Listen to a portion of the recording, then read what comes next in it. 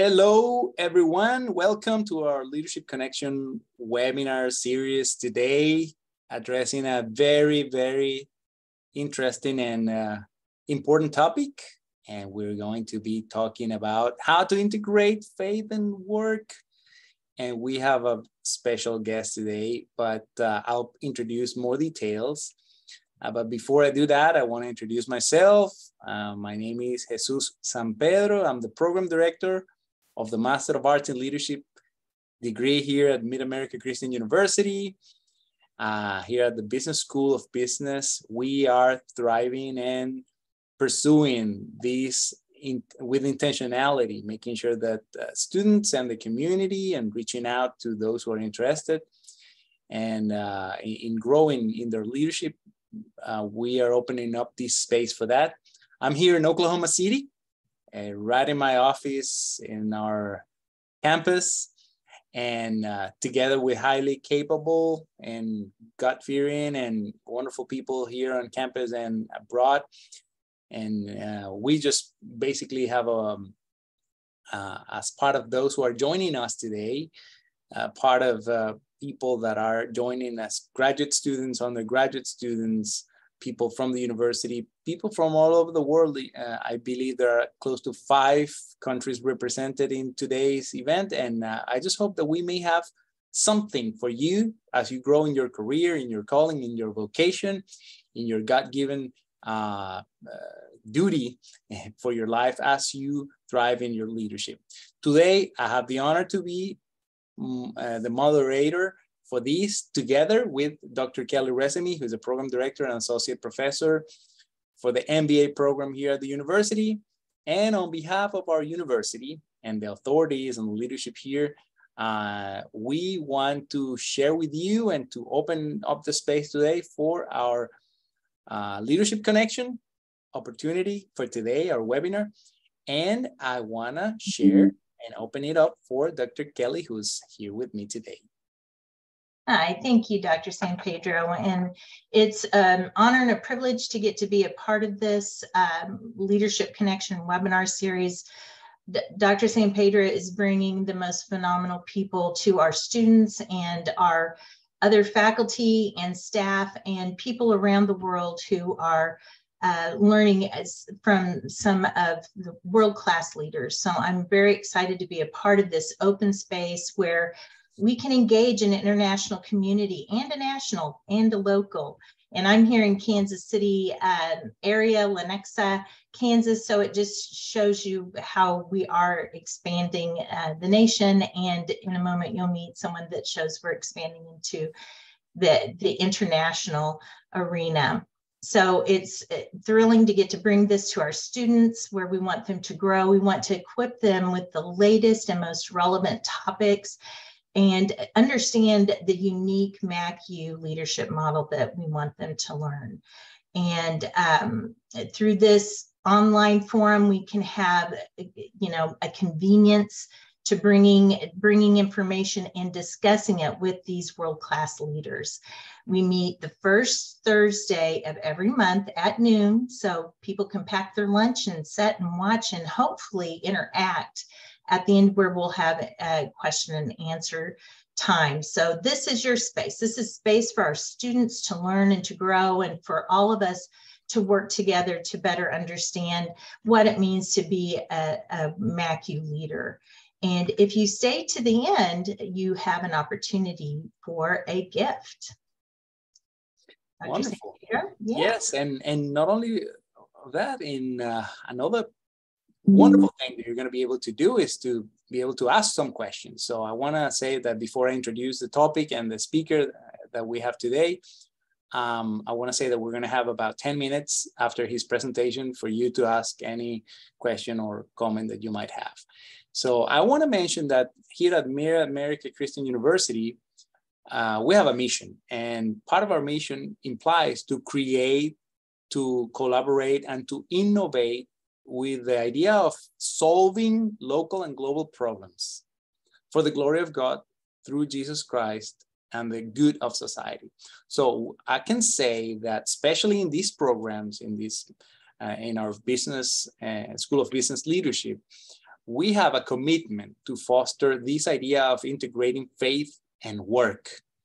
And both programs, the MBA and the Masters in Leadership, have it as part of what we do in every class.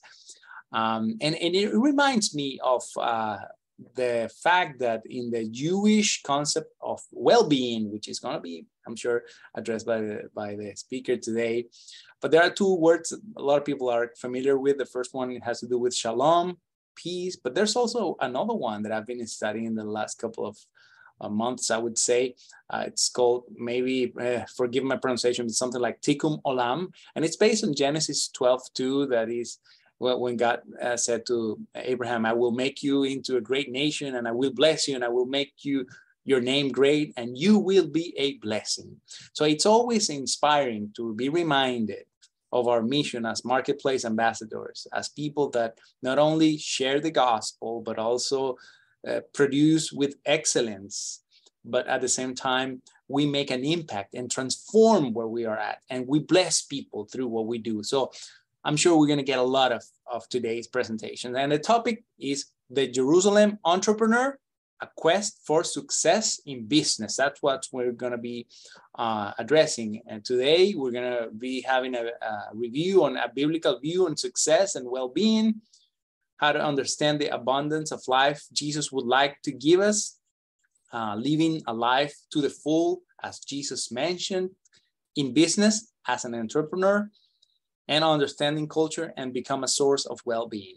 So our speaker, we have a very special speaker today, Wouter Droppers. Welcome, Wouter. Thank you for being here. I remember having met him in 2014 in Orlando in one of these world conventions. And with that, from then, we've interacted and served somehow together in some scopes of ministry in the marketplace. And I've come to really appreciate you, Wouter, very much. And Wouter has been an executive with 35 plus years of experience, mainly in the automotive sector. And he's been president of several companies, and he's currently the president of Europartners, which is a European movement for Christian business leaders. And you have to see, I mean, it's I would say the biggest network all across Europe, and I'm sure we're going to be blessed by hearing his perspective, based also on his experience in doing this kind of ministry and inspiring and helping people thrive as they pursue their God-given calling. He also holds a theology degree, so he has the best of the two worlds, right? So the business and the ministry, and he's the author of the book, The Jerusalem Entrepreneur, Becoming a Source of Well-Being. I'm going to be sharing with you all the link to the book if you're interested in, after you hear this. I'm sure you're going to be interested in this. And Wouter is married, has 2 children, and he currently lives in the Netherlands. So welcome, Wouter, and thank you for being with us today. Thank you, Jesus. That was a great introduction. Thank you so much. Well, wonderful. Yeah. It's all yours. Okay, shall I share my screen? Please do so. Yes. Yeah.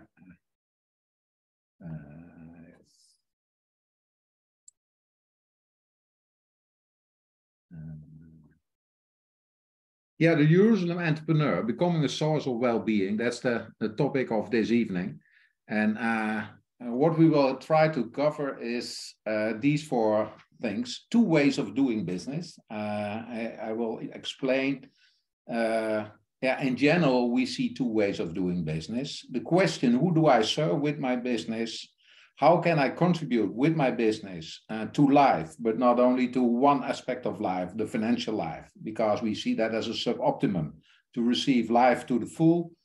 And what does it require to move in that direction? And that requires a change of heart. And we will go there as well. And let us start with 2 ways of doing business. If I look at business, then I see basically 2 kinds of businesses and 2 ways of businessing. And the first is the business entrepreneurs and the companies who solely think for themselves.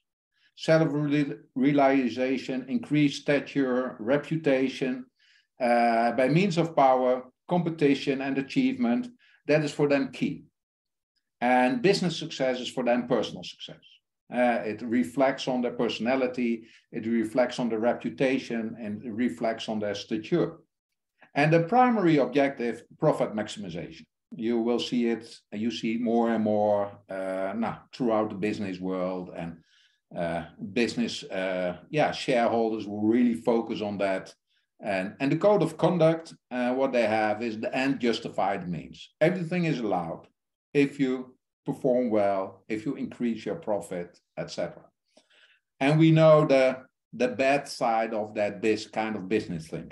We don't have to talk about the pharmacy world, who are basically helping people in their health, but we know all the fraudulent scandals who were there, the price risings of 5,000% by creating a monopoly, keeping people addicted to the drugs and the medicines. And it was not, they are not really contributing to healthcare, but they look only for their own shareholder value.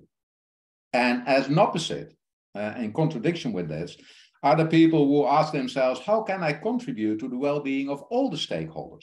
Not only the shareholders, but all the stakeholders in the company. The employees, the suppliers, the clients, we as Christians, God, and myself, and God as the owner of the company. The primary objective of these kind of people is the question, how do we solve the needs who are there in society? Where is a need in society that we can solve? Where's a problem that we can solve? And how can we add value to all the people involved of our company? And how can we make people flourish? A spin-off of that, as a result, that is the profit. And there, making money is a spin-off, a blessing, a result, and not a goal in itself. And the code of conduct is, how can we love and serve others with excellence? And that are two, now you see already the difference. And in the second part, you see also more or less the great commandment of God, where Jesus is telling, love God with all your heart, with all your mind. This is the first and greatest command, and the second is your neighbor as yourself. You see that in how can I contribute to the well-being of all the stakeholders? How can I contribute to the honor of God? How can I contribute to the love for God, to the love for myself, and the love for my neighbors? And so that is very close connected to each other. Now let us see in the Bible where we see these two kind of ways of doing business. And there comes the title from. I look in my book at two cities, the city of Babylon, the city of man, who more or less embraced the first principle, and the city of Jerusalem, the city of God, who more or less embraced the second principle. And what we see that is beyond the thinking and beyond these two cultures are spiritual powers. And we see that, for example, in Revelation. Revelation looks at earth from a different perspective, from a different angle, from a more heavenly perspective. And there we see the big city of Babylon in Revelation 17 and 18. And this big city is reigned by a spiritual power called the great prostitute of Babylon. And when you look at her, then you see it's about me, myself, and I. She's basically interested only in how she feels. And she's, for example, clothing herself with precious clothing, with precious stones. Her motto is, I will be a queen. I will not be a widow. I will not mourn. And when you look at her, she's spending a lot of money on her personal beauty. She's partying. She's hedonistic. And all the business people like to do business with her because she's spending a lot of money and they can make good business of her. And when she falls, also all the traders, the merchants and the business people, they start to mourn because they said, this beautiful, great, prosperous city, it's gone within an hour. So she's focused on me first, using others. That is the shadow side. She prosecutes the Christians. She uses others for her own benefits. She's focused on beauty, richness, prosperity. She said, there are no limits in life. I can grow to heaven and I would like to grow to heaven. I live on earth, but I want to be remembered for eternity. She's focusing on outward appearance, precious stones and clothes, and her purpose is no suffering, just enjoy. And when we look at that, we see that it is the longing and the desire of many people today. And that's why she's called the great prostitute. Many people like to be part of her world. And the Bible calls that that they would like to be part of this prostitute. She is tempting others to go in that direction. Now, as a contrast city, we see in Revelation 21 and 22, the heavenly Jerusalem. And there the spirit of power is God. And where you see in the first verses is that God is not glorifying himself. No, he's humbling himself. He goes from heaven to earth instead of building his kingdom from earth into heaven. And he takes care of the people. He takes care of the sick. He takes away the tears of the people. He is comforting the people. He is full of compassion. He is restoring people and healing people and not using them. He doesn't live his life on the max. He's restricted by his personal love for people. He's not focused on outward appearance, but if you see the city, God is not clothing himself with precious stones, but he's clothing the city with precious stones. And even the foundation that is beyond the surface, he put precious stones on. And then we will say that doesn't make sense because no one sees them. But I think it represents character development. The beauty of the city is not the outward beauty. The beauty of the city is God's glory and the inward character and the inward personality that is in the city. That is from God and aligned with God. The stones enclosed are the promises of God. And he's clothing the people not with precious clothes, but with clothes of righteousness, with white clothes. And the purpose of him is to serve and to love people. So he cares about relationships and righteousness. Now that's a huge contrast in that city. And where we see in Revelation the ending of both cities, where the city of Babylon will disappear within 1 hour and the city of Jerusalem will stay forever, we see in Genesis the start of both cities. And the start of both cities represent also a kind of business culture and a way to do business. You have to know that in the start of mankind, they live in small tribes, in small families, basically doing agriculture, cattle, farming. And the way to create prosperity and well-being was paying attention to the means of living, paying attention to the soil, fertilize it, plug it, put the seeds in it, and then it grows and it multiplies. They take care of the cattle, and by taking good care of the cattle produce milk, wool, etc. And what they did, they add value to their means of living. They add labor to the soil and fertilizing the soil, plugging the soil, therefore it prospers more. And they pay attention to the cattle, and therefore they prospers more. And the goal was the common good, society, the family, the tribe. And they understand we live from grace. Life is not that makeable and constructible as we often think. Because, you know, in agriculture, you live a lot from grace. And then a very interesting character came into in Genesis 10. And he's called Nimrod. And Nimrod is the one who challenged this paradigm. Challenged this paradigm of creating well-being by taking care of or adding value to the means of living. Nimrod, he's a hunter. And he's famous for hunting. But a hunter is not adding value to the means of living, is not taking care. A hunter kills and takes. Basically, he's harvesting all the time. And we know when we harvest all the time and only kill and take, the soil becomes scarce and nothing starts to grow there. So he's more or less wearing out the soil and the means of living. That's what you do when you are a hunter and kill and take. Nimrod likes to compete and to submit. He's the first who built a world empire and started to build the big cities. And the Bible is saying he's the first one who used power to submit people and to build world empires. So in the past, there were fights and there were maybe wars, but there was about a well, a piece of land, but not to conquer the world, not to make yourself a name, not to build a new empires. And Nimrod is the first who does it. His goal is me, myself, and I. And he built the big city of Babylon and the Tower of Babylon. He built monuments to become independent and to make a name for himself. And the way he does it is by war, conquering, and taking. And I see many business people and many boardrooms where people talk about business as war. We need to eliminate the competition. We need to build monopolies. We need to increase our market share, not for healthy reasons, but just for increasing. We would like to make a name for ourselves. We would like to build our company and to become famous and to get away of all the competition. And they talk in war terms.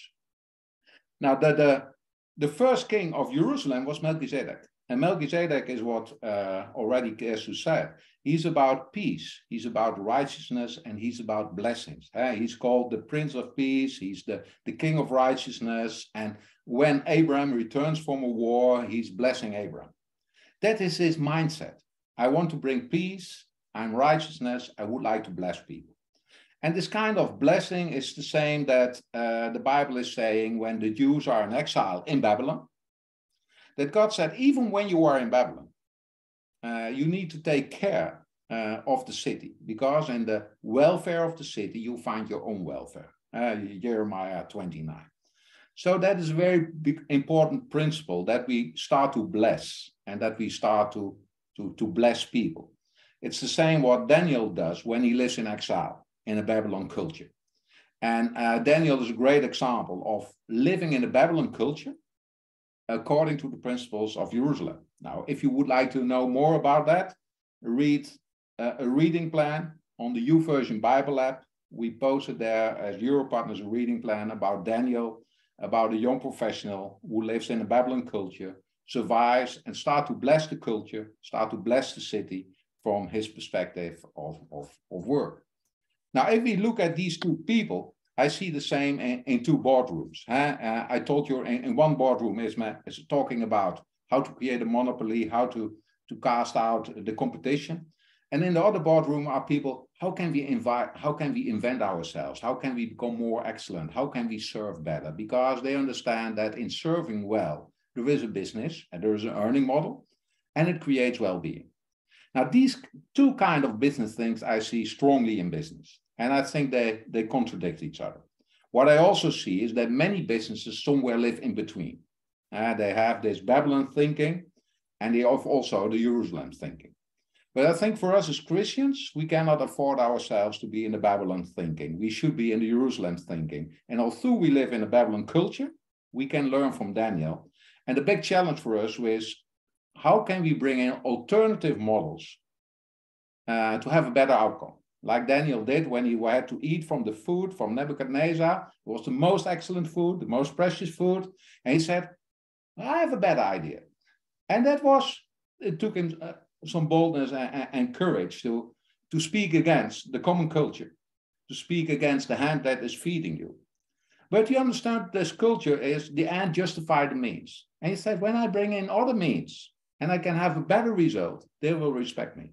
I think that is the challenge for us as Christians in a Babylon culture, to create alternative models, that we have better means who create better results, and that we are shown by the world 10 times wise or more wise than all the others who are in our environment. So if we look at this perspective of business, then comes a big question, and that's the question, who do I serve? I think that is the main question for business. Who do I serve? Do we serve ourselves? Do we serve the customer? Do we serve God? Who are we actually serving? Now, when I went to school, this was the model for business. Now you have a client, and the client has a need, he has a problem. We are smart, we are an entrepreneur, we invite a product, we invite a service. That's the means to serve the client. And as a result, as an outcome or a spin-off, we receive profit. And we call profit a result of a blessing. Now, and slowly we came in this model, where you feel that the blessing and the result, that feels good. And we move to profit maximization. But if we move in this second model, where does that leave the client? The client is only a means to an end. We are not interested in the client anymore. As long as he buys our products, as long as we can see him as an ATM machine or he creates profit for us, we are happy. And where does it leave our service and product? They are only costs. And what do we do when we live for profit maximization? We would like to lower the cost. So we would like to lower maybe the service to this client because the client is not interesting. And in that way, work on profit maximization. Now, I told in pharmacy, the examples I come from automotive. We know all the emission tricks they did to lower the emissions, and how VW had to pay huge fines and penalties when it was discovered. We also see it many times in the Netherlands in the construction branch, where if there comes an offer, it goes first to the juridical department. And the juridical department will see where are the failures, where are the mistakes, where are the faults in what they want. And can we make money of it? Then it goes to the architect and the constructors, and they look, how can we make cost savings? And then they make a price. And when there are a lot of mistakes, they make a very low price, below market price, they get the order, and then they return back to the client and said, we can build. But if you would like to build it well, you look, this is the contract, this is what the requirements, and you have to pay extra because we saw this mistake and we saw that mistake, or we can make money of this. And it's becoming more a juridical game than it is really about construction. And that's a pity, you know, that brings a lower quality in the market, and we don't want to go there.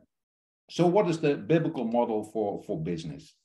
And I get these models from Matthew 24 and 25, where we see 4 parables Jesus is telling about the last verdict. And the last parable is about the sheep and the goats. And you probably will know what Jesus is asking. When I was without clothes, did you clothe me? When I had no food, did you give me food? When I was thirsty, did you give me to drink? When I was in prison, did you visit me? And I think that is where we see the need of society. And in the past, I saw that this parable Jesus was telling, we need to solve by charity and by churches and by giving money away. But more and more, I'm convinced we solve these needs by building healthy economies. There is no nation that runs so fast out of poverty in the last decades than China. And they did it by building healthy businesses, a healthy economy where people could employ themselves, where people could labor, and were able to take care of their own life, of their own food, of their own drinks, of their own clothing. And by building a good infrastructure, you could build hospitals to take care of the sick people. You can build rehab programs in prisons. You can invite foreigners to help and to take part of the abundance we have. So I think by building a good economy, by building good businesses, we serve this 4th parable of Jesus. And the first parable is about the one that Jesus said, when I come back, how will I find you? Will I find you partying? Will I find you drinking? Or are you the good steward who will take care of my people? And I think many people live a hedonistic lifestyle from partying and just having a good life. And Jesus said, I want you to see the responsibility. So the need is calling to us, and we as business people receive it as a call, and we would like to serve, and to serve with everything in our heart. And that's the 3rd parable. It's about the talents. And everyone has something. So everyone can serve with his heart and put his talents into practice to serve the need of the world. And we as entrepreneurs, we have talents, we have possibilities, we can serve the needs. And the 2nd parable is keeping your faith. It's the parable of the virgins with the oil. And I think the oil represents the Holy Spirit and the faith, because that's not transferable. And everything you do there should be driven by your faith and by your belief in God, and be initiated by the Holy Spirit as well. I think here we have a biblical model for business and how to think about business. Now, business is not only about serving the needs. I think business is about more, to create a life to the full, a full life. And life to the full is not only a financial life or a prosperity in society. I think there are more forms of capital you can have. And I think when you think about the life to the full, we started already with the cause and the bottom line of a business, and that's your purpose. And everyone has a different purpose, but the purpose is somewhere to solve the needs. And then I think you have various forms of capital. Sure, we have financial capital and we need financial capital, but we have human capital, we have social capital, we have natural capital, we have spiritual capital. And the challenge for us as Christian business people is, how can we multiply these various forms of capital? And if we invest in one form of capital, for example, in human capital, how can it mutually multiply all the other forms of capital? And basically, that's not that hard to understand. If we invest in our staff and in our employees, we train them, we focus on healthy working circumstances, we focus on their family life, we contribute to them, and many companies do, then we know there will be a spin-off to social capital, to society. There will be a spin-off to our financial capital. They perform better. We have less sick leave. We have more motivated people. It will have a spin-off to natural capital if we treat them well and help them to understand creation. And it will have a spin-off to God, because God will start, the people will start to honor God because what we do to our staff and employees. That's saying what we invest in society. We have a responsibility for the environment we live in, I believe, as a Christian. And I know companies who have a rapid response team when they live at the east coast of the US, where you have the tornadoes and the hurricane, and to help the people and to help their staff. I know companies who invest in natural capital, and not only by reducing the pollution, but also by using less resources. And by using less resources and becoming more efficient, it has an influence on financial capital and on spiritual capital and on social capital. So start to think from different ways of capital, live from your purpose, and try to multiply these different forms of capital. A very good book about this is Completing Capitalism from Bruno Roche. Bruno Roche is a Christian. He works for Mars Corporation, that's the candy bar, and they practice this in their company. And he's now really working on this model. How can you measure it? How can you implement it in companies, etc.? Very interesting. Economics of Mutuality, it's called. Now, to move there, and that's the key question, we need a change of heart and of thinking. And that is the main challenge, because that's not easy. You know, we are educated, we live in a culture, we breathe culture, you know, you become part of the culture. And the first thing what needs to change is our heart. And because, you know, in our heart, we define our longings. And our longings define the way we think. And the way we think, that we will practice. They define our deeds, and our deeds define our destination. So the heart is very precious. That's, I think, why King Solomon said, above all else, guard your heart, for everything flows from it. The sources of life come from the heart. It's also Paul who says in Romans 12, do not conform the pattern of this world, but be transformed by the renewing of your mind.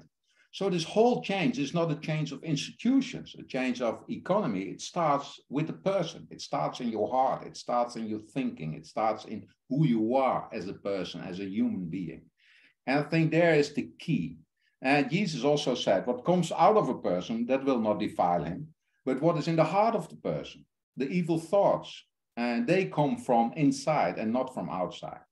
And I think therefore we need Jesus, we need God to influence us, to give the Holy Spirit its righteous place, and to give Jesus our heart, that he can change our thinking, and it will have a huge spin-off when we start to practice and to live it. And one of your former presidents or chairs of the Fed in 2008, when the financial crisis came, unless someone can change human nature, he said, we will face more crises. And that's the key of everything. And we try to solve this world and problems of this world by institutions, by United Nations, by politics, by leaders, but they are poor people to trust in. And they don't address the real root of all the problems we have, because the real root of all the problems we have is the way we think, the way we live, and that we are polluted with sin and with evil.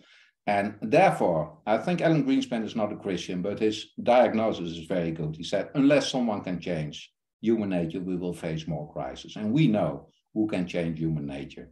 And there I would like to close with.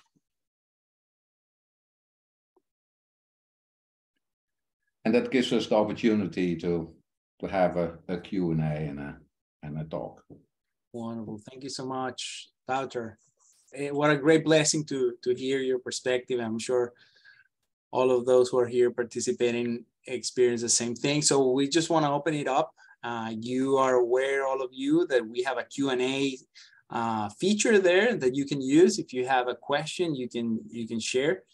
One of the great things about today's presentation is that I've had the opportunity to also see how Wouter has that kind of mentality the mentality of, instead of, you mentioned something interesting, Walter, as we wait until people begin sharing their questions, is instead of competing and seeing business as a competition or a war, it's more, how can we collaborate? So I've seen that in your approach to ministry, to work, and to how to, instead of seeing things, look, how many pieces of the pie do I take, instead of like, how can we make the pie bigger so everybody gets more and is filled and blessed. And so that's certainly a mentality. And I also have the opportunity to review the Spanish version of the YouVersion plans that are put together around the book. And I was really blessed by going through all of those. And I'm sure the people can enjoy. I have already shared the link to that. So if anybody wants to click on it and follow it after this meeting, please do so. And so let's open it up. If anybody has a question, I don't know, Kelly, if you had something you wanted to ask or just compliment on. Oh, yes. The whole time that you were speaking, Walter, I kept thinking of the Hebrew word avodah, which is, work, which in Hebrew also means worship. And so I was wondering what recommendations you might give our students and me as we consider ways that we can integrate faith at work. We talked about your culture in the Netherlands and how there's a level of, if you're an authentic Christian, you could get pushback. So how do we do this? And our culture is very much the same way. How can we integrate faith in a way that demonstrates our authenticity, worships the Lord in our work? Yeah, I think just, the secret of Daniel, who lives in the Babylon culture, was that he decided in his heart to follow the commandments of the Lord. I think there is, again, the heart. There is where, that's the decision point. That's the whole book of Daniel is, and is all its behavior is to bring back to this one verse in verse 12, that he decided in his heart to follow the commandments of God. And that made him worry about, how can I bring alternative models? There was this, you have to imagine that Daniel, like a high potential or someone who's scouted for a corporate. He gets the best education, he gets the best food, he gets everything the best this world can offer. And imagine that you have the boldness as a young person, you are just in this trainee program, they give you new names, you will become the president of this and the director of this, and you see the shining. And then you said, yeah, but I think I know better. That takes something to say. Yes. And courage. And I think that is what we should do. We should live consequent our values of integrity, of excellence, of serving, of loving people. And that will make a difference in a way. The persecutions in China are on the rise again. But in 2012, they were less strict. And we saw some governors of some regions employing, they want to have Christians in public office because they said you cannot bribe them and they are not corrupt. So Christianity became a trademark of quality. And I think that is what it should be. And too much, I see non-Christians say, yeah, the Christians, you cannot trust them. They do the same as we do. And they are even more smarter. I think we should become these trademarks of quality. And there are very good examples. In America, you have, for example, Coca-Cola Consolidated, the big bottler of Coca-Cola. You have Chick-fil-A. You have other great companies in your area. I forgot the name. You also have an older person who has multiple plants in Hobby Lobby. Hobby Lobby and Jesco. Jesco is also a great company, very good example of this Jerusalem thinking. This older man I met once at a conference in Belfast, and he was telling about what he was doing, and they give 50% of the profit away. And then the interviewer told me that, when he has his office, he has an open door, and there's a queue of all kinds of people who would like to get his advice. And then he's the senior of this big company with multiple manufacturers. And he's sharing his wisdom and he's sharing his knowledge with his staff and his employees. And And that gives him, that he's leaving a legacy in all these people for eternity. And if he would only work for the money, he leaves a legacy, and it will disappear when we are gone and when we die. And I think there you see Jerusalem entrepreneurs in a very practical way, close to your home and where you live. Beautiful. Wonderful. Wonderful. Thank you, Wouter. You see, I have here the book. I have shared with everybody the link, but there's something interesting that you actually just mentioned it. And in the book, there are two chapters on the idea of love as the foundation. And then the other one is love in business. And normally love is brought down to specific and concrete acts of love among business, or like a business person decides to do something specifically. So can you think and share, Wouter, a little bit of concrete examples? Like, I know that in the YouVersion Bible plans and also in the book, there are some that you shared, but can you share at least maybe one or two that could enlighten people to see how that could look like in a practical way, things that you've experienced or stories of business people actually using it and doing it? Yeah, love is a polluted word. It's very much romantic love, but we look at the agape love. And the agape love is an act of the will. It's a decision you make. It's something you do also with your mind. Maybe it's kindness, it's respect for other people. It's trying to make people flourish. I think that is the good description of that. So it starts with an act of the will. You have to will it. The Holy Spirit would like to encourage you to live it. And you need to connect with people. Otherwise, you cannot do it. And how can that work in practice? So, for example, some people said, yeah, but when you have a supplier who is giving an inferior quality, you should dismiss them and start to find another. And a good friend of mine, she's a lady, she works for a supermarket retail chain, and they had a supplier for bread, and the packages quality became inferior.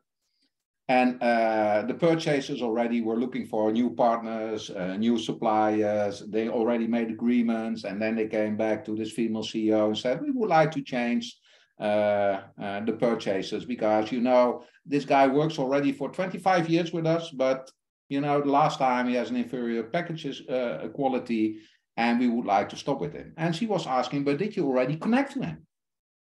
Said, no, we did not. We will write him a letter, and then we will stop and go for the others. And I said, that's not how I work. I would like to know what's going wrong, because he did for 25 years a beautiful performance. He already worked with my father. He's an old relationship. We don't just send an email and say, okay, we leave and we go somewhere else. I would like to see what's going on. So she went to this supplier, to this bakery, and he was really excited that his biggest client came. They show around, they see the machinery, they say everything, they go. And then she saw in the packaging, and there was a very old machine, and it was not working well. And she was asking why. We pay him a good price, and why is he not investing here in this packaging machine? So she was saying, the purchasers came to me, they would like to stop. And he started to, you see all the color, he went out of his face, because it was the biggest client and he will go bankrupt when they stop. And she said, but I saw that your real problem is this packaging machine. And why are you not repairing it or replacing it? And he said, yeah, you have to know one thing. And I feel ashamed about that. My father passed away, and we are with 8 brothers and sisters, and I took the company, and now all the brothers and sisters would like to have their share out of the company, and I have to pay them out. And all the money is flowing now to them. And that means that I have to postpone on putting a new machine there. And she said, wow, that's a pity. So that's the only problem. I said, that's the only problem. She said, okay, I will give you a loan. You buy your new packaging machine. You pay the normal interest rate to me. And by doing that, she saved this client or this supplier. And imagine this supplier will be loyal forever, because never seen. She makes money about this investment because she get a good interest rate. She don't have to change the brand in the supermarket and pay promotion costs to introduce new brands, etc. So everyone benefits from this decision just by paying attention to and being there. I think it's the same with clients. You know, I was in car business. I already told you. I worked for Audi. I worked for Volvo. I worked for Range Rover. And I was in dealerships, and sometimes you have to sell a car yourself. And most times it goes this. The client came in and said, "Hey, Wouter, how are you doing? We talk about family, we talk about life." And he said, "Oh, this time I have to go. And by the way, I came for a new Range Rover, but you know, I saw the model, give me the blue one." And then I sold the car for 150,000 euros. And you know, when love is there, when this relationship is there, everything becomes easy. Customer retention became higher, and we know that customer retention pays on all levels. Your customers are your ambassadors. They spend more in your shop, and they buy more. Your profit margins are higher. Now, everyone who is in retail and know about customer retention, know about the numbers that I think by 5% higher customer retention, your profit is 25% higher. So there it pays as well. So it pays on every level.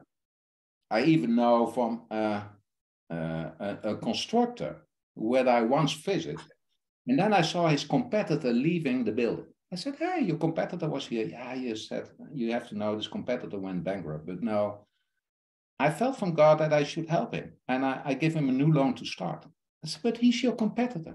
And then this guy said something remarkable to me. He said, "Ah, Wouter, don't have no worries. God can give more than we can earn with all our efforts and all our everything we do. And we have to trust in God." And he was never in shortage of money. He was always generous. He was always helping all kinds of people. And I think he had an excellent life. Now, there you see some examples how love can work in business and make a change. And also, to have a better business, because if God is involved and you really care about the people, you really care about your employees, you really care about your customers, you know, everyone feels it. Sometimes you come in companies and you know, I'm here just a prey. They're looking for me like prey birds, and I'm just there to take my money. And sometimes you come in companies and you feel, wow, this is a different atmosphere. And where do you want to buy your stuff? In the companies where there's a different atmosphere. And I think it always pays. Wonderful, wonderful.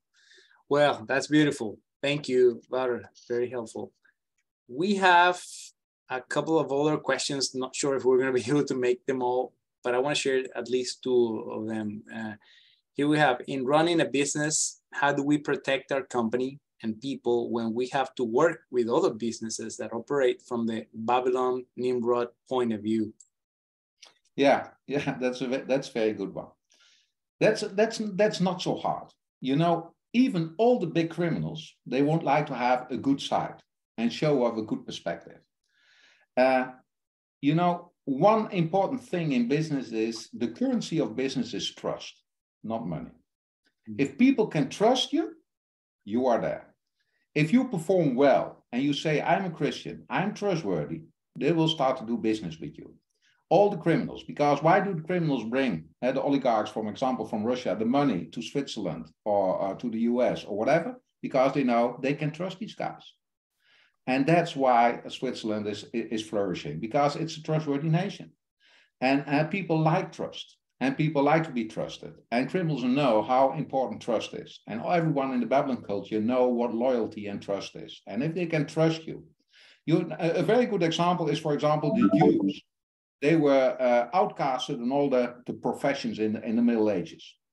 And in Venice and in Florence, there were trading nations. And the only thing they were allowed to go into the money business.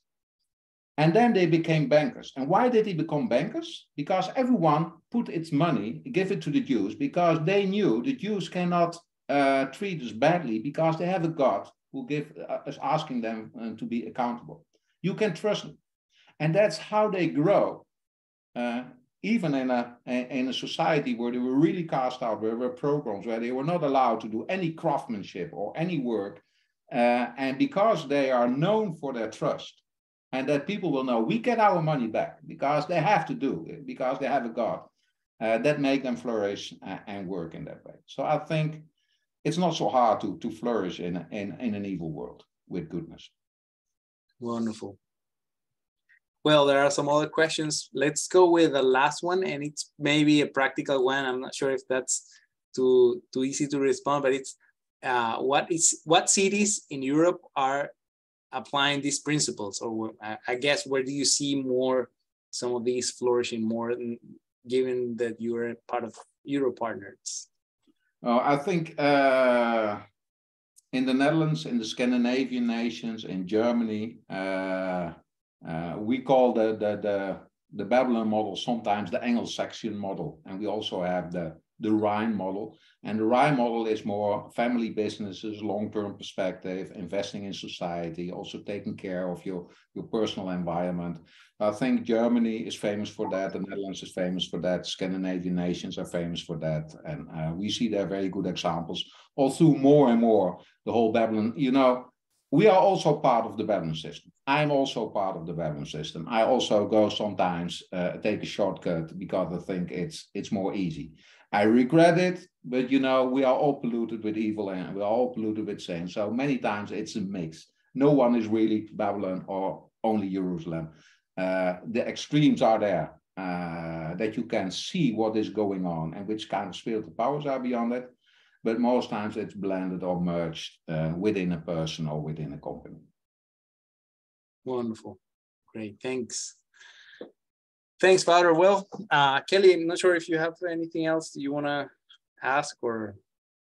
I love the Maria's Posner's last question. I don't know if you saw it, Jesus, but just advice about not getting burned out as we try to do, you know, this life, the Jerusalem entrepreneur life in an evil world.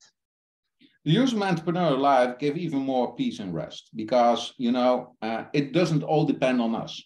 All the burden is not on our shoulders. All the burden is on God's shoulders because he's the owner of our life. He's the owner of our company. He makes the results.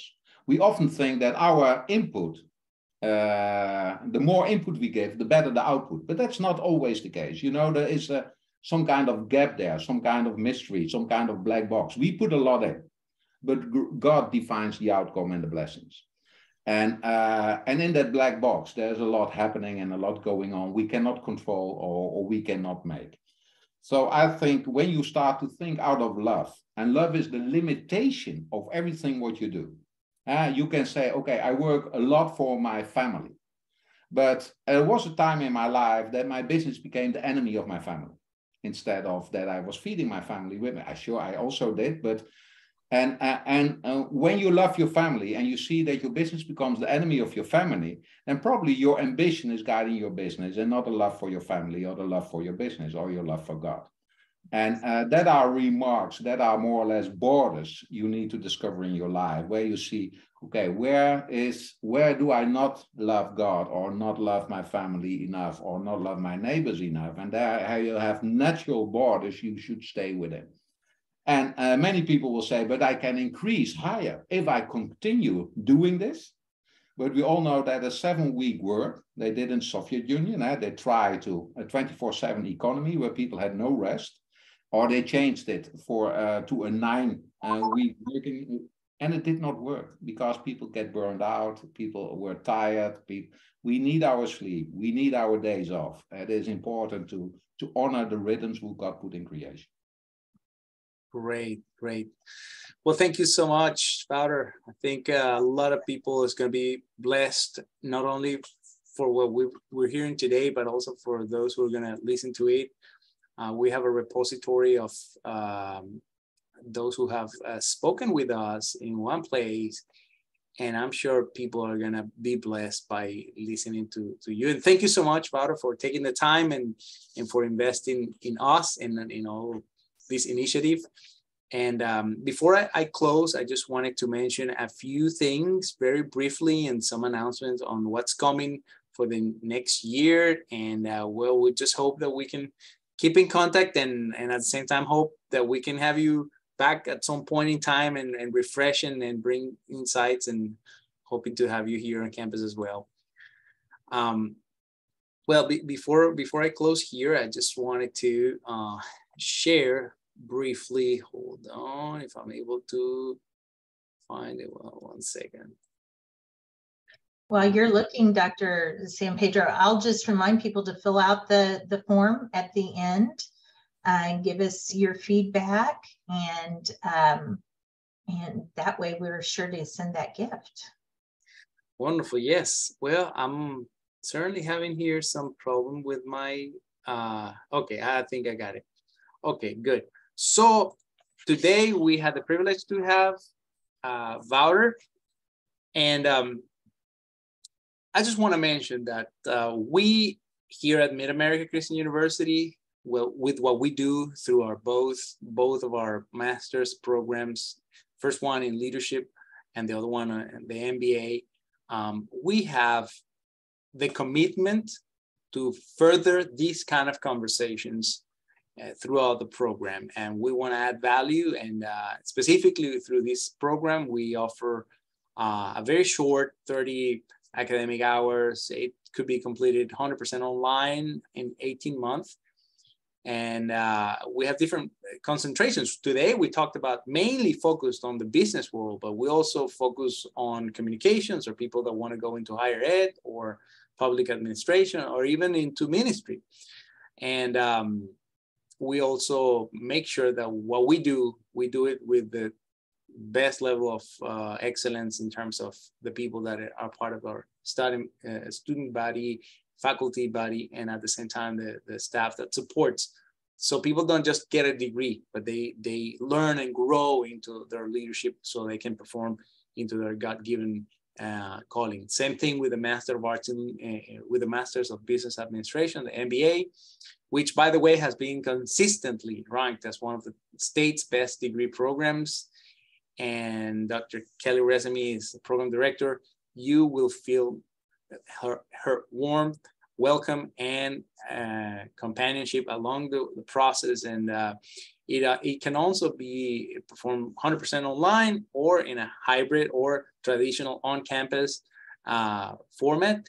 And so same thing, people get to choose, take the 18 hours of core courses and then 18 hours of elective courses. And some of the emphases available are communications, accounting, managerial accounting, healthcare management, human resources, international business, and some other certificate programs. So we are, as it says here, all about integrating faith into what we do. So for those of you who do not follow us on social media, make sure you do it in either one of the ones that you prefer. And even LinkedIn, that is not listed here, we are there and promoting and sharing and connecting with the topics that can help you grow. And the next topic we have, it's going to be in January. So in between, we have Christmas. By the way, Merry Christmas to everyone. And make sure you connect. And today, from tomorrow, we're gonna have available now the registration for the next one. It's gonna call the Peace Index: How to Keep the Peace Daily Amidst the Chaos of Everyday Life, with Dr. Jeremy Kubicek. And I'm sure we're gonna enjoy that. And he's the founder of Giant, and he's a leadership communicator, serial entrepreneur, and content builder. He's written a few books that we have benefited from here at MACU: 5 Voices, 10X Leader, 5 Gears, and so on. So make sure that you know where to find all these resources to register and to check from previous webinars in the link right there. So it's macu.edu/leadership connection. So we hope to see you there as well in the next webinar and in the future. Well, Dr. Resamy, I don't know if you have any closing words as we get to close. Well, just thank you so much, Monter, and I just thank you so much for your time and this wonderful content that you brought to us. I'm really excited to connect with you on LinkedIn, so you all can connect with him on LinkedIn as well. Yes, please do. It was a privilege. It was a joy. Thank you so much. Thank you so much. Well, looking forward to keeping the conversation. We're going to be sharing tomorrow something for you to, for all those of you who participated, so you can send us your feedback and your comments as well. And as we build into the future, this initiative of our Leadership Connection webinar. Thank you, everyone. Have a great rest of your day. And thank you so much, Paolo, for being here once again. Take care, everyone. Bye-bye. Bye-bye.